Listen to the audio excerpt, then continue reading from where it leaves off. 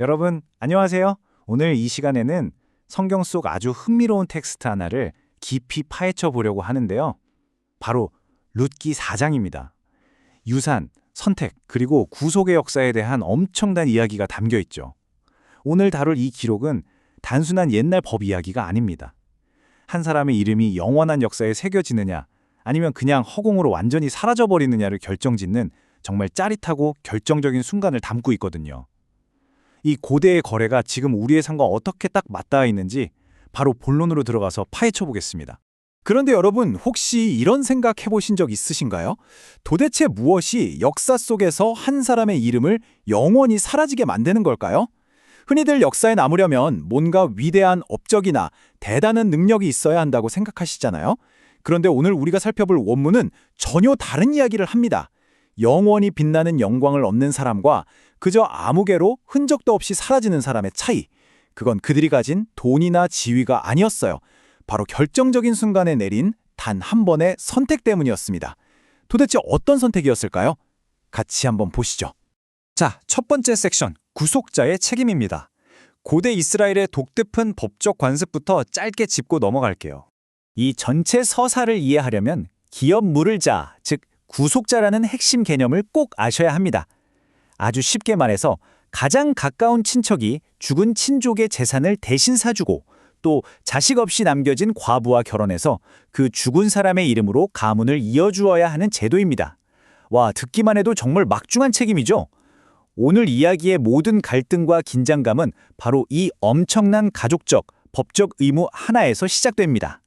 자, 이제 머릿속으로 그 장면을 한번 상상해 보세요. 배경은 사람들이 북적이는 성문 앞입니다. 고대 사회에서 성문은 요즘으로 치면 시청이나 법원 같은 곳이거든요. 거기에 보아스와 동네 장로들이 쫙 모여 앉아 있습니다. 그런데 여기서 진짜 중요한 인물이 딱 등장해요. 바로 이 의무를 감당해야 할 1순위, 즉 보아스보다 더 가까운 친족입니다. 재밌게도 성경 원문은 이 사람의 진짜 이름을 알려주지 않아요. 그냥 아무개씨라고 부릅니다. 어쨌든 이 아무개씨가 1순위였기 때문에 최우선 권리자이자 의무자였던 거죠. 지금 모든 사람의 시선이 이 사람 입만 쳐다보고 있는 정말 숨막히는 순간입니다. 이어서 두 번째 섹션, 성문 앞에서의 거절입니다. 이 1순위 친족이 드디어 결단을 내립니다. 룻기 4장 6절 원문을 그대로 보면 이 아무개씨가 이렇게 딱 잘라 말합니다. 나는 내 기업에 손해가 있을까 하여 나를 위하여 물으지 못하노니 내가 물을 값을 내가 물으라. 나는 물으지 못하겠노라. 와, 너무 단호하지 않나요? 마을 장로들과 보아스가 다 보는 공식적인 자리에서 자기가 짊어져야 할 책임을 아주 대놓고 포기해버린 겁니다. 대체 왜 그랬을까요? 사실 이 사람 머릿속에서는 아주 철저하고 복잡한 계산기가 돌아가고 있었던 겁니다. 보세요. 일단 자기 돈으로 나오미의 땅을 사야 하죠. 게다가 과부인 룻이랑 결혼해서 애를 낳으면 그 유산이 자기 이름이 아니라 죽은 친척의 이름으로 넘어가잖아요. 그러니까 돈은 내가 몽땅 쓰는데 명의는 남의 것이 되는 구조인 겁니다. 이 아무개 씨의 가장 컸던 두려움은 딱 하나였어요. 아, 이거 내 재산에 엄청난 손해가 나겠구나. 철저한 재정적 계산이었던 거죠. 결국 잃어버릴 돈에만 집중하다 보니까 이 위대한 책임을 그냥 뻥 차버린 겁니다. 세 번째 섹션입니다. 특권인가 짐인가? 똑같은 상황을 보는 완전히 상반된 두 시각을 살펴볼게요. 아까 그 똑같은 상황, 똑같은 법정 요구를 두고 여기서 아주 날카로운 통찰이 하나 나옵니다. 똑같은 일이라도 자발적으로 기꺼이 하면 그건 너무나도 빛나는 권리이자 특권이 되죠. 하지만 어쩔 수 없이 억지로 해야 한다고 생각하면 그건 당장 도망치고 싶은 버거운 짐이 되어버립니다. 똑같은 율법적 요구인데도 그걸 마주하는 사람의 마음가짐에 따라 하늘과 땅 차이가 나는 거예요. 마지못해 지는 짐일까요? 아니면 기꺼이 붙잡는 특권일까요? 실제 두 사람의 행동을 비교해 볼까요? 1순위였던 이 아무개 씨는 이 상황을 그저 어떻게든 피해야 할 부담스러운 짐으로만 봤어요. 그래서 슬쩍 뒤로 한 발 물러나죠. 하지만 보아스는 달랐습니다. 보아스는 그 어려운 요구를 오히려 자기가 감당할 수 있는 영광스러운 특권으로 꽉 잡았습니다. 경제적으로 분명히 손해보고 희생이 따를 걸 알면서도 자발적으로 나선 거예요. 그리고 이 두 사람의 태도 차이가 나중에 정말 어마어마한 역사적 결과를 만들어냅니다. 네 번째 섹션, 이름 없는 자의 결말입니다. 단 한 번의 선택이 어떤 영원한 결과를 가져왔는지 보시죠. 이 표를 보시면 두 사람의 결말이 한눈에 들어오실 겁니다. 아무개 씨를 움직인 핵심 동기는 철저히 내 돈 잃으면 어떡하지? 하는 두려움이었어요.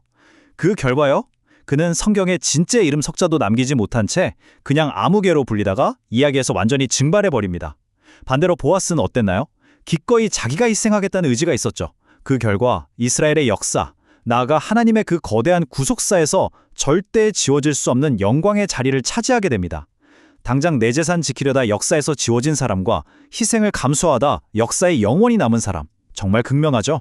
원문은 이 이야기를 그냥 보아스 참 착하다 하는 훈훈한 미담으로 끝내지 않아요. 그 이면에 있는 깊은 영적 진리, 즉 하나님의 섭리를 아주 콕 집어냅니다. 한번 생각해 보세요. 그 거럽하고 은혜로운 구속의 역사에 쓰임받는데 자기는 단 1원도 손해 안 보겠다? 이렇게 작은 희생조차 피하려는 사람을 하나님이 굳이 들어 쓰실 리가 없잖아요. 하나님의 위대한 역사는 머릿속으로 손익계산기만 두드리는 사람들을 비켜갑니다. 대신 보아스처럼 손해를 감수하고서라도 그 책임을 영광으로 껴안는 사람들을 통해 흘러가는 거죠. 자, 이제 마지막 5번째 섹션입니다. 구속사의 영광. 이 이야기가 오늘 우리의 삶과는 어떻게 연결될까요? 오늘 탐구의 핵심은 바로 이겁니다.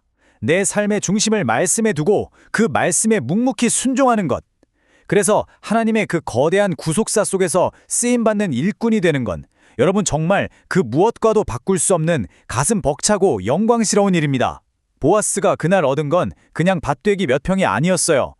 그는 훗날 다윗왕 그리고 예수 그리스도까지 이어지는 위대한 영광의 통로가 되잖아요.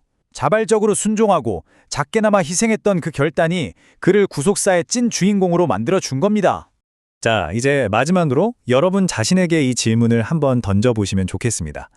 우리 삶에도 그 기업 물을 자의 책임처럼 분명히 헌신이나 희생을 요구하는 자리들이 찾아오거든요.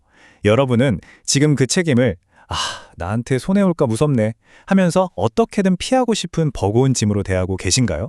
아니면 내가 그 위대한 역사에 동참할 수 있는 기꺼이 끌어안아야 할 영광스러운 특권으로 대하고 계신가요?